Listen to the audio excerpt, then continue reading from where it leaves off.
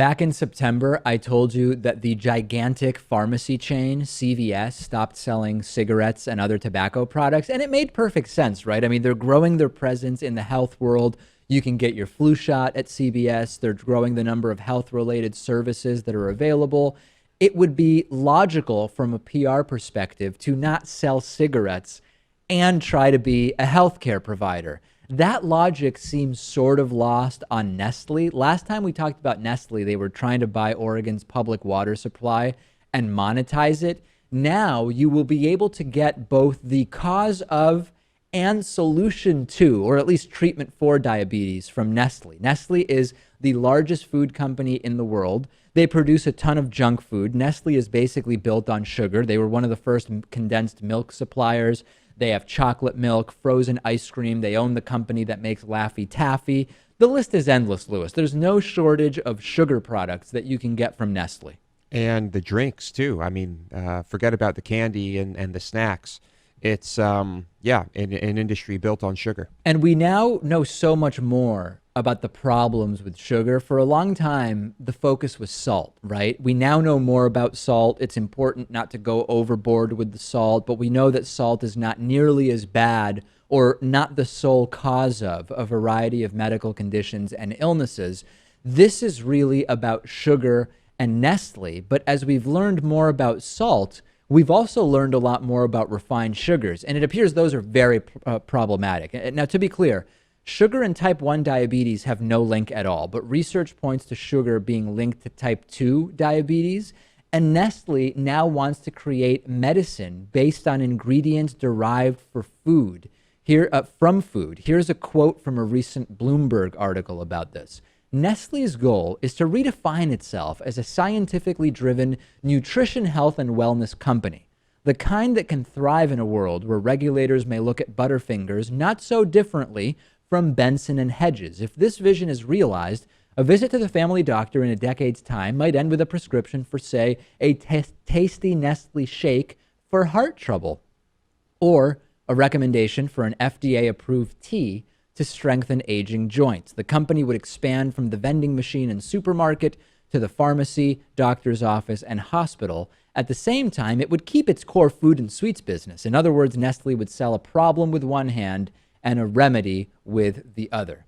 So research at the institute that is working on these Nestle products hasn't led to any actual products for sale yet, which reportedly will soon change. But Nestle's health science department has a whole bunch of brands that they've acquired. They have a bunch of products they're developing, and they are looking at a milk-like drink for people with epilepsy. They're looking at a flavored drink mix to improve muscle function for cancer patients. There's this thing called Resource Support Plus, which is a high-protein drink available in soft vanilla and plum mango, et cetera, et cetera.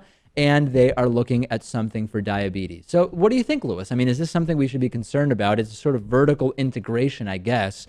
You have both the junk food, and then you also have the anti-diabetic health drink. I don't deny that Nestle has the money to develop treatments, and many of these treatments may well work, but the idea that you're getting both the problem and solution is understandably disturbing.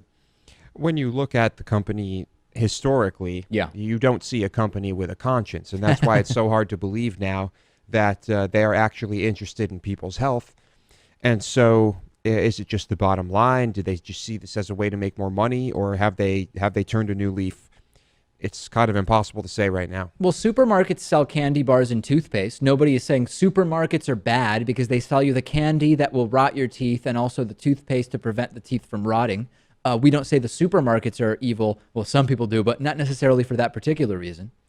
That is true. This is a little bit different, though. A supermarket is supposed to have everything you need. This is a little bit different. I don't know. Maybe I can't explain why. It just feels different, right? I mean, doesn't it feel different than the CVS that's going to have the candy bars? It definitely feels different. And some people will say, well, sugar is more difficult to avoid. But that's only because of the way in which sugar and sugar substitutes are now being used, right? If you look at peanut butter, you think, hey, peanut butter is healthy. We know all about peanut butter and healthy fats.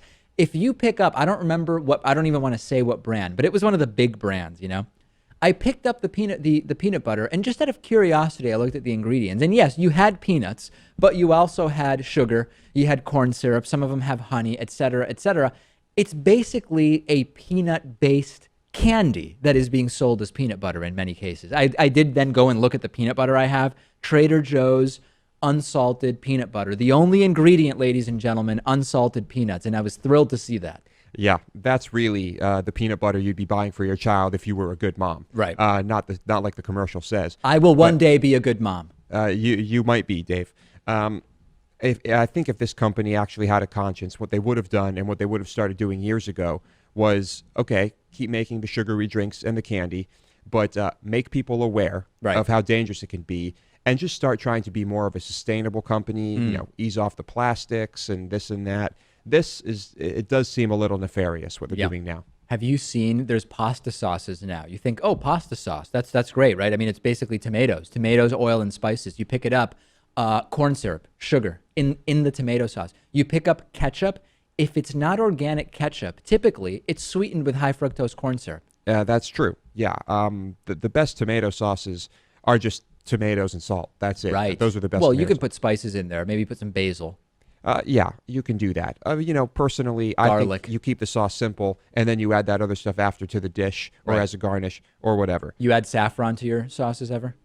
Well, not the Italian ones. Okay, fair enough. Yeah. All right, so there it is. What do you think? Should we be concerned about this? Should we be thrilled that Nestle is now also going to provide a possible treatment to some of the conditions that many of their products exacerbate? I don't know. Let me know.